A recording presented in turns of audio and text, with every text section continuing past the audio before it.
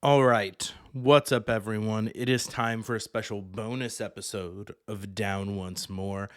I'm your host, Matt, and I just walked in the door about 5 minutes ago from seeing Wicked for Good, and so wanted to hop on and give my initial thoughts on it.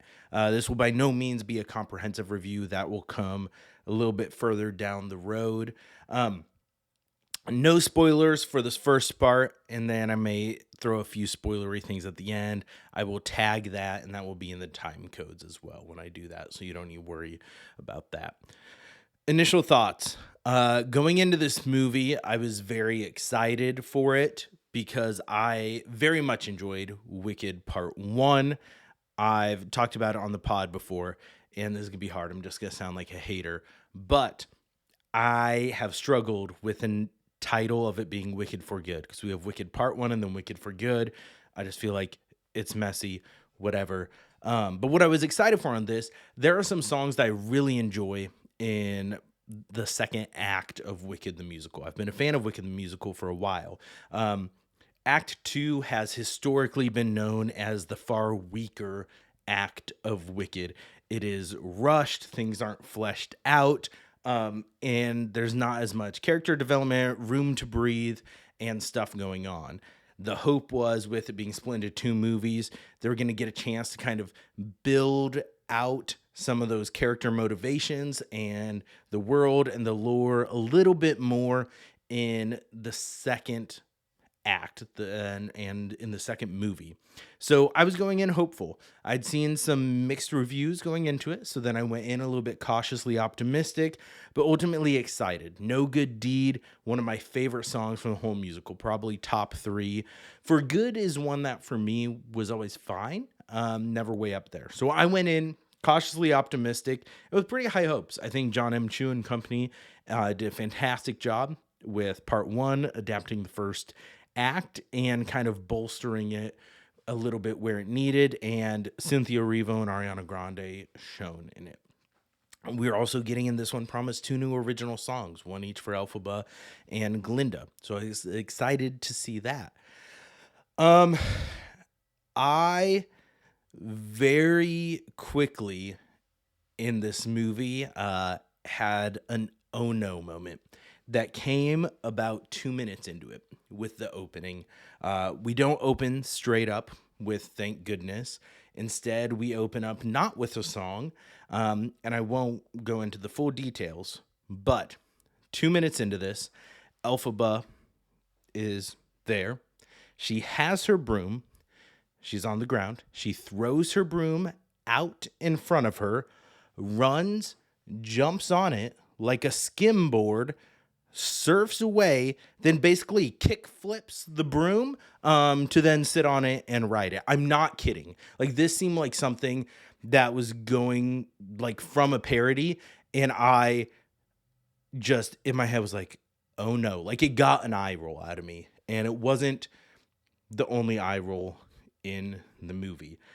I ultimately felt like this was a far inferior movie to Wicked Part 1. It was not fleshed out. They did not take the opportunity and the extra almost hour of runtime versus the second act of the show, the stage musical, to flesh out and develop characters more. I didn't feel like. And so I was disappointed in that. Now, that's on me. They never promised that they would. That was me with the expectations in my head.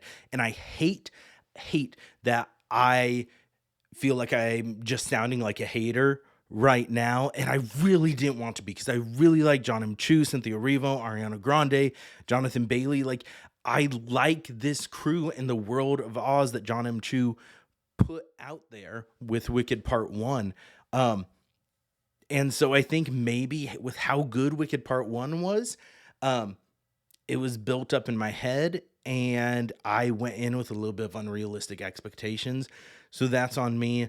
The vocal performance is still great from those two.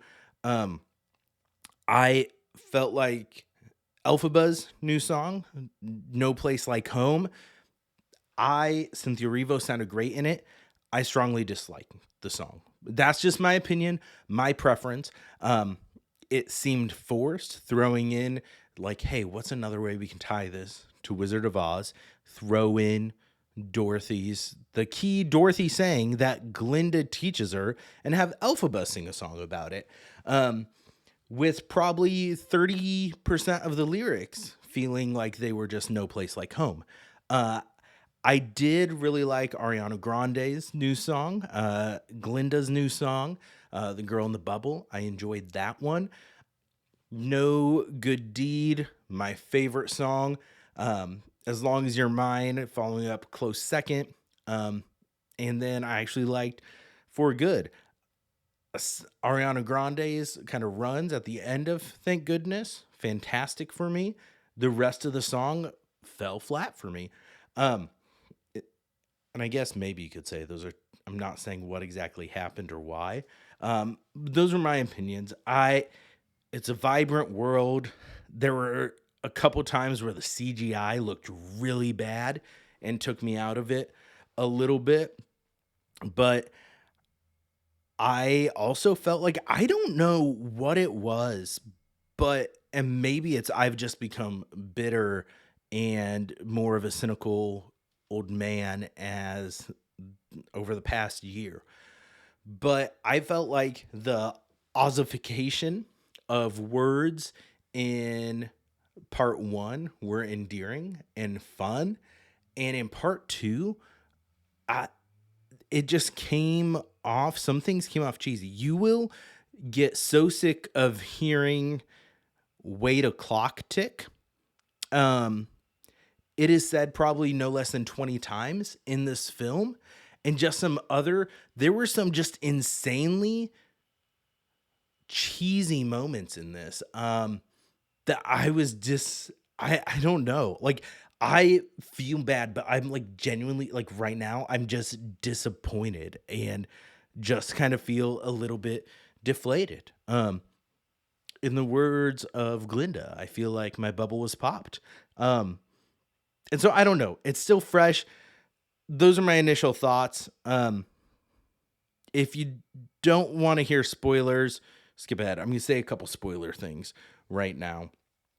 Um, and people were speculating what Dorothy's role was going to be in this, how it was going to tie into the Wizard of Oz. Thought they were going to flesh that out.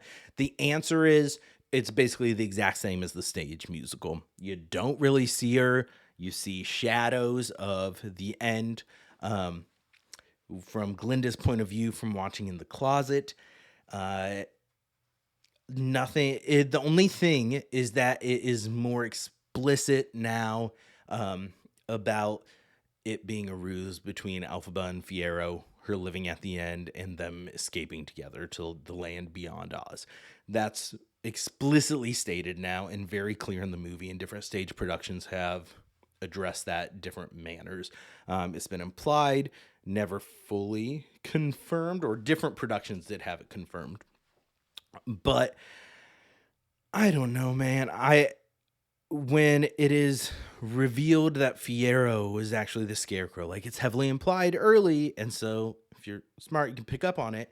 But then when it's finally actually revealed at the end, there the CGI, whatever Scarecrow mask they have Jonathan Bailey in, just looks so off and disconcerting for some reason. I don't know what it is, but it was just bothersome to me. We finally get Wicked Witch of the East on like a media people can watch, because that's never been on any of the soundtracks before. It was fine. Marissa Bode as Nessa, fine vocal performer. However, you can tell they had so much like going on in the background that was noises when Elphaba is transforming Bach into the Tin Man to kind of cover up. I felt like it was kind of to cover up how weak her vocals were compared to others. And on that trend, I like Michelle Yeoh as Madame Morrible. She can't sing, and so they cut her singing lines out of Thank Goodness. And it was another thing, like John M. Chu, you could tell, especially in part one, they had such a reverence and appreciation for this stage show. And I feel like that's shown a little bit in part two, or not part two, for good, with his refusal to change and correct some of the things from the stage show. So I don't know. I'm sad. I'm disappointed. I wanted to really, really like this. And I was so excited to come on here and talk about how much I loved it. But I didn't. Maybe it's the week I'm having. We'll see. I'll come back with a full review later. But man, opening with the Elphaba broomstick kickflip took me the fuck out of it right from the get-go. So I don't know. This will end the official spoilers. So basically, just to wrap up, I liked the performance of No Good Deed and a few others' vocal performances. Solid, as always. Some of the dialogue choices, other, like, even directorial choices, the blocking and everything that happened in As Long As You're Mine just felt awkward at times, even though the vocal performances were solid, especially from Cynthia Erivo. I don't know. I'm disappointed. Everyone form your own opinion. Maybe, like I said, maybe I'm just having a rough week, and so I'm grumpy and I was not in the right mindset to do it. I'd probably give it maybe a 3 out of 5, maybe 3.5. I gave Wicked Part 1 a 5. Like, I thought it was a near perfect musical adaptation, and this one just missed the mark in some respects for me. And maybe I should have known it. Like I said, Act 2 of the musical is well known to be the weaker one, and so it could just be unrealistic expectations in my head. So go see it, form your own opinion still, support musical movies. Go do that. If you saw it, let me know in the comments your thoughts. I try to be respectful. Don't do spoilers for other people or tag it appropriately. But let me know your thoughts in the comments. A few full review will come on the pod at some point. Don't know exactly when that'll be. I'll probably want to see it at least once more and kind of sit with it. Maybe listen to the soundtrack. I don't know. But those are my thoughts on Wicked for Good. Still go out, support it, see it. Subscribe to the podcast, follow, share, all that fun stuff. Turn on notifications. You'll see, we'll announce on our Instagram, and you'll get a notification when the full review goes live. But hope you enjoyed this little bonus mini initial thoughts on Wicked for Good. Go see it, form your own opinion, enjoy it. My theater was packed for it, so I think you'll have a good turnout. But I do anticipate reviews still being pretty mixed on it, like the initial ones have been. So thanks for tuning in. Don't forget to go down once more.